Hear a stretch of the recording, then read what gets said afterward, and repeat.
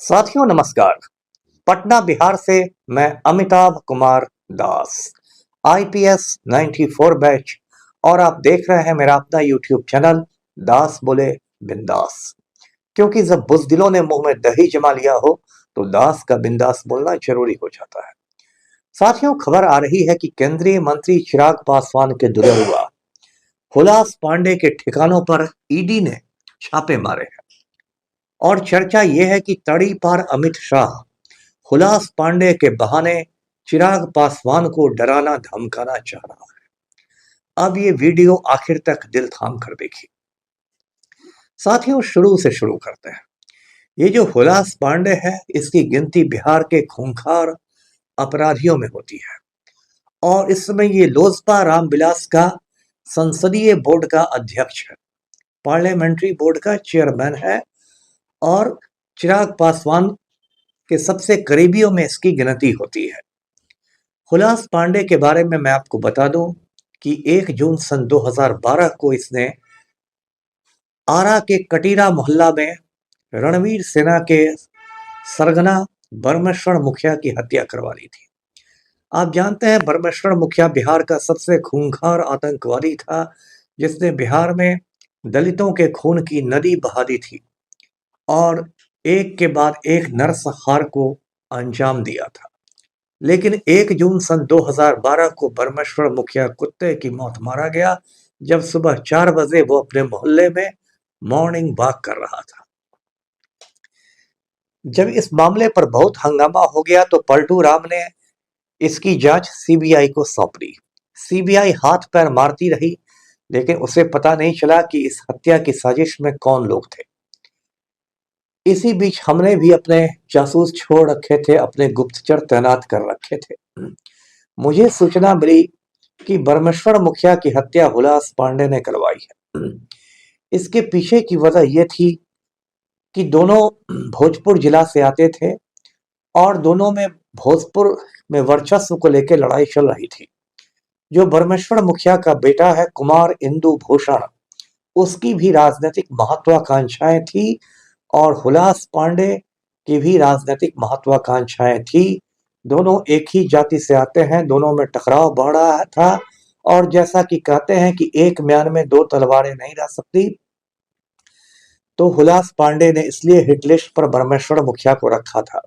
इसके अलावा दूसरी वजह यह थी कि परमेश्वर मुखिया के पास बहुत सारे अत्याधुनिक हथियार थे जिन पर हुलास पांडे की नजर थी, लेकिन परमेश्वर मुखिया उन हथियारों को हुलास पांडे के हवाले नहीं कर रहा था। इसलिए हुलास पांडे ने साजिश करके, षड्यंत्र करके परमेश्वर को मरवा दिया।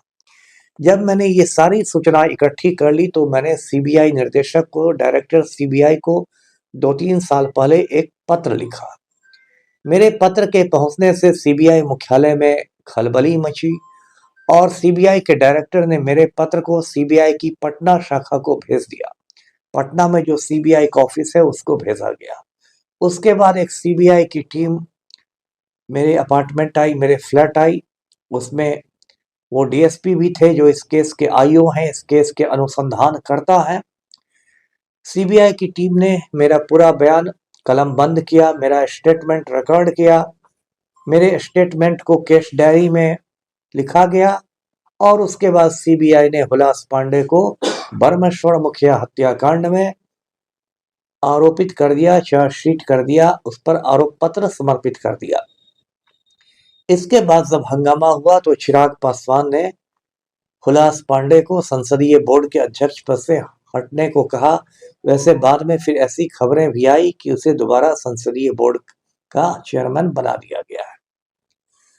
अब इस हुलास पांडे के बारे में कहते हैं कि जो कहते हैं ना, हरि अनंत हरि कथा अनंता, ये बालू माफिया भी है, बालू के कारोबार में भी है। जब झारखंड बना था, बिहार से अलग हुआ था, तो कहा गया था कि सारे खनिज तो अब झारखंड में चले गए, बिहार में क्या बचा। तो लोगों ने कहा कि बिहार में 2 ही चीजें बची, लालू और बालू। तो बालू माफिया बिहार में बहुत सक्रिय है, तो उसमें भी हुलास पांडे की खास रुचि रही। ये जो एक ढोंगी महाराज है बागेश्वर बाबा, जो पर्चियां निकालता फिरता है, ये लोग बागेश्वर बाबा पटना आया था तो उसके लिए भी विमान का इंतजाम, हवाई जहाज का इंतजाम हुलास पांडे ने ही किया था। और सोशल मीडिया पर एक तस्वीर भी वायरल हुई थी कि हवाई जहाज के अंदर बागेश्वर बाबा और हुलास पांडे दोनों बैठे हुए हैं। और मुझे चोर चोर मौसेरे भाई कहावत की बरबस याद आ गई थी। हुलास पांडे के बेटे की कुछ महीने पहले रहस्यमय स्थितियों में मौत भी हो गई थी, पटना में गोला रोड स्थित उसके आवास पर। ये तो हुआ हुलास पांडे का किस्सा। वो एमएलसी भी रहा है, बिहार विधान परिषद का सदस्य भी रहा है। हुलास पांडे का बड़ा भाई है सुनील पांडे। ये भी बहुत खूंखार अपराधी है। इस तस्वीर में आप देख रहे हैं, इसके पास AK-47 राइफल है, जो एक प्रतिबंधित हथियार है। कोई भी व्यक्ति ये हथियार नहीं रख सकता, इसका लाइसेंस जारी नहीं होता है। कायदे से सुनील पांडे के ठिकानों पर बिहार पुलिस को रेड करना चाहिए था, इस पर आर्म्स एक्ट का केस करना चाहिए था, ये हथियार बरामद करना चाहिए था।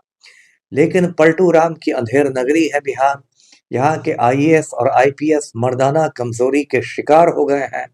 इसलिए बिहार पुलिस की औकात नहीं है कि सुनील पांडे के ठिकानों पर कोई छापेमारी करे। तो सुनील पांडे जो है, ये कुछ महीने पहले तक राष्ट्रीय लोजपा में उपाध्यक्ष था। कुछ महीने पहले ये भाजपा में शामिल होके वरिष्ठ राम भक्त बन गया। इसका स्वागत खुद दिलीप जायसवाल ने किया, जो प्रदेशाध्यक्ष है भाजपा का और मंत्री भी है। उसके बाद सुनील पांडे के बेटे विशाल प्रशांत को तरारी उपचुनाव से भाजपा का टिकट दिया गया और वो चुनकर विधानसभा में पहुंच भी गया है। विशाल प्रशांत के चुनाव प्रचार में भी हुलास पांडे ने काफी भूमिका निभाई अपने भतीजा को जिताने के लिए। तो ये हुलास पांडे और सुनील पांडे का किस्सा है। कुछ साल पहले आरा सिविल कोर्ट में एक बम विस्फोट हुआ था और लंबू शर्मा नाम का अपराधी फरार हो गया था। उसको फरार करने में भी सुनील पांडे का हाथ बताया गया था।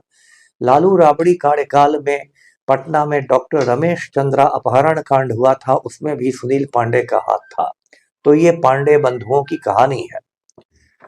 अब आइए कि ये रेड किसने किया हुलास पांडे के ठिकानों पर।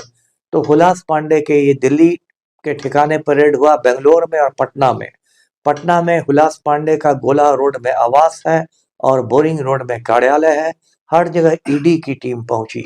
ईडी एक केंद्रीय एजेंसी है। इसका फुल फॉर्म है इन्फोर्समेंट डायरेक्टोरेट, हिंदी में से कहते हैं प्रवर्तन निदेशालय।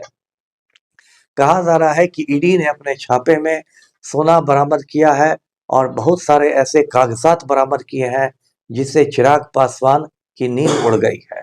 पिछले लोकसभा चुनाव में चिराग पासवान पर टिकट बेचने के गंभीर आरोप लगे थे, उन्हीं की पार्टी के कुछ नेताओं ने लगाए थे। और कहा जा रहा है कि उसमें बहुत सारी चीजों के दस्तावेजी प्रमाण हुलास पांडे के घर से ईडी ने बरामद किए हैं। अब ईडी के बारे में जरा जान लीजिए।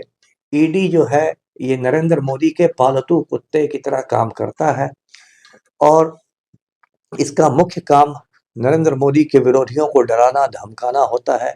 इसी वजह से 1-2 साल पहले सुप्रीम कोर्ट ने ईडी के डायरेक्टर संजय मिश्रा को कान पकड़ के हटा दिया था। ईडी लोगों की संपत्ति जब्त करती है और जब वो लोग भाजपा के साथ आ जाते हैं तो उनकी संपत्ति मुक्त कर दी जाती है, जैसा कि अजीत पवार के मामले में आप जानते होंगे। तो ईडी बहुत ही बदनाम संस्था है, जैसे मुन्नी बदनाम है ऐसे ही ईडी बदनाम है। अब आप पूछेंगे कि ईडी ने ये रेड क्यों किया, क्यों निशाना बनाया गया हुलास पांडे को। तो इसकी वजह यह है कि पिछले कुछ दिनों से चिराग पासवान काफी पंख फड़फड़ाने लगे थे और वो नरेंद्र मोदी और अमित शाह की बात नहीं मान रहे थे। दिल्ली में जेपी नड्डा के घर पर जो एनडीए नेताओं की बैठक हुई थी, उससे भी चिराग पासवान ने दूरी बना ली थी और कभी वो लंदन, कभी पेरिस, कभी न्यूयॉर्क की सैर करते रहते थे। कई मुद्दों पर उन्होंने भाजपा से अपना अलग रुख रखा और 11 महीने बाद जो बिहार में चुनाव होने वाले हैं, उसमें भी चिराग पासवान बहुत ज्यादा सीटों पर दावा कर सकते हैं। इसलिए देश के तड़ीपार गृह मंत्री अमित शाह ने ईडी को फतवा जारी किया कि हुलास पांडे के ठिकानों पर छापे मारो। और इस तरह से एक तरह से चिराग पासवान को धमकाया गया है कि हुलास पांडे तक ईडी की पहुंच हो सकती है तो कल हो सकता है आपको भी ईडी पूछताछ के लिए बुला ले, परसों हो सकता है आपकी भी गिरफ्तारी हो जाए। पहले भी अमित शाह और नरेंद्र मोदी ने चिराग पासवान को बहुत बेइज्जत किया है। रामविलास पासवान का जो सरकारी आवास था 12 जनपथ नई दिल्ली में, उससे रामविलास पासवान के सारे सामान सड़क पर फेंक दिए गए थे। इसके बावजूद चिराग पासवान मोदी का हनुमान बने फिरते हैं। हुलास पांडे प्रकरण से चिराग पासवान की भी पोल खुल गई है। ये बड़े बड़े डायलॉग मारते हैं, बिहार फर्स्ट, बिहारी फर्स्ट, और टिकट देने के समय हो जाता है बहनोई फर्स्ट या फिर हुलास पांडे फर्स्ट। तो हुलास पांडे जैसे अपराधियों को साथ में रख के चिराग पासवान बिहार को बदलने की बात करते हैं। ये विशुद्ध ढोंग है, पाखंड है, आडंबर है। तो साथियों, आज का वीडियो यहीं तक था। इसे लाइक कीजिए, शेयर कीजिए और मेरे चैनल को सब्सक्राइब कीजिए। धन्यवाद। जय हिंद।